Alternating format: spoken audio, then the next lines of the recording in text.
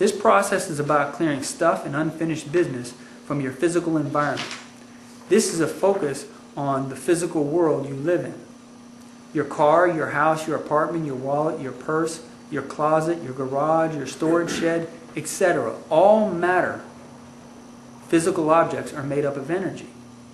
If you have things in your environment that are taking up space, they will draw your attention and your energy as well. Up to this point, you've identified what you want, you made clear requests for things and energized the request. Now it's very important to clear away or open up and make space for things you requested to come into your space. Here's an example of some kind of things you want to look at donating, getting rid of, throwing away, or moving out of your space. We're talking about all physical things. Old clothes you don't wear anymore, and you may never wear again. You all know about this, the clothes that have been in your closet for 10 years. Old tools in the shed that are rusty and useless. Piles of paperwork that are sitting at your desk at home in your office space. Papers and clutter in your car, glove box, trunk, and back and front seat. Closets filled with things you don't use and you'll never use. Cabinets filled with dishes or silverware that you never use. Things you have in storage containers that are sitting and collecting dust. These are just some of the examples of the kind of things. Now I want to say a little bit more about these physical things. I believe that the universe abhors a vacuum.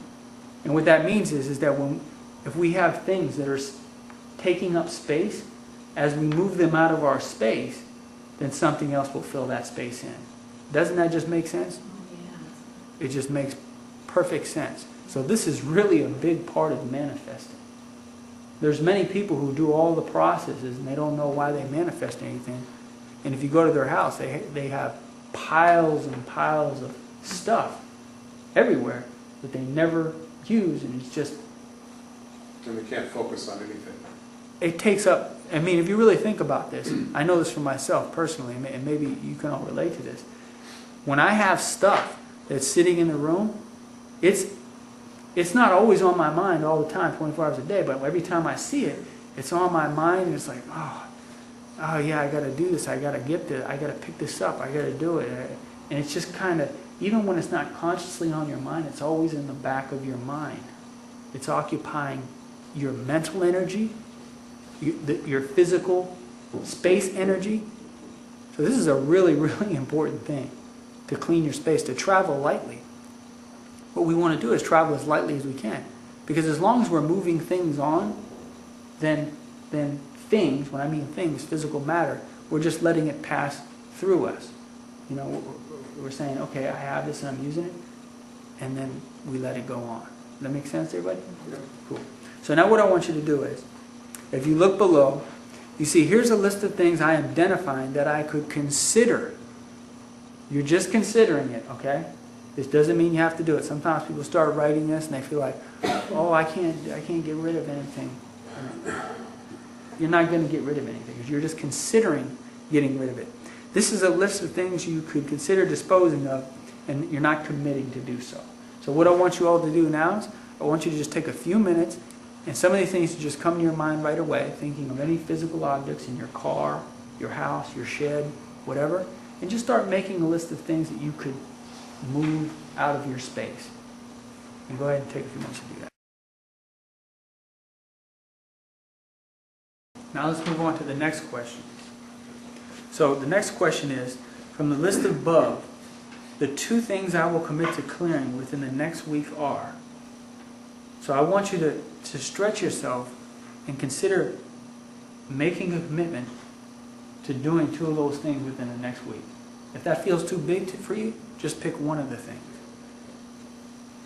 Here's the thing about this, is that I want you to, you already know whether you're going to do it or not. You already know it. So this is more about integrity. So if you're not willing to do it, then don't put it down there as a commitment, because this is a commitment you're making to you, to yourself. Okay? Here's the other thing.